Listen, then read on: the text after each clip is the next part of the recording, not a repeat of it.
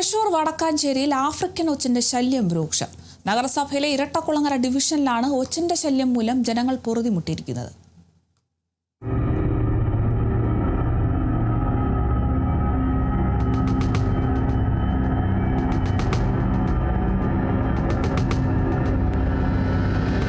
ഇരട്ടക്കുളങ്ങര ഡിവിഷനിലെ പടിഞ്ഞാട്ടുമുറി, ഞാറക്കുളങ്ങര എന്നീ പ്രദേശങ്ങളിലാണ് ഒച്ച് ശല്യം ഏറ്റവും ഭയാനകമായ രീതിയിൽ വർദ്ധിച്ചിരിക്കുന്നത്.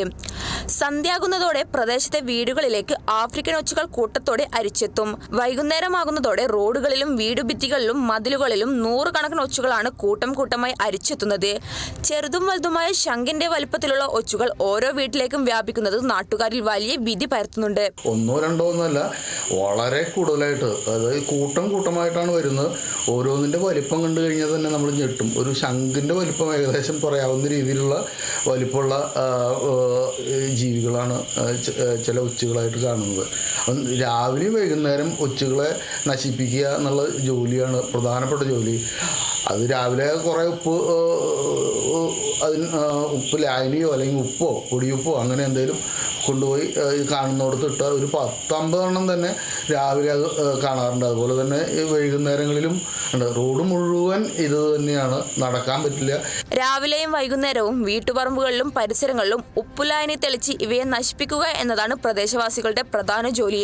റോഡുകളിൽ വാഹനങ്ങൾ കയറി ചത്തുകിടക്കുന്ന ഒച്ചുകളുടെ അവശിഷ്ടങ്ങൾ മഴവെള്ളത്തിൽ കലർന്ന് പരിസരം ആകെ ഒഴുകുകയാണ്.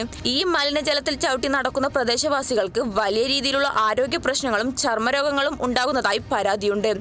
ഇതോടെ ചെറുപ്പക്കാരും കുട്ടികളും ഉൾപ്പെടെയുള്ളവർ പുറത്തിറങ്ങാൻ പോലും ഭയക്കുകയാണ്. വടക്കാഞ്ചേരി നഗരസഭയുടെ നേതൃത്വത്തിൽ ഇതിനകം 2 തവണ മരുന്ന് തളിച്ചെങ്കിലും ഇവ പെറ്റുപെരുകുന്നത് തടയാൻ കഴിഞ്ഞിട്ടില്ല.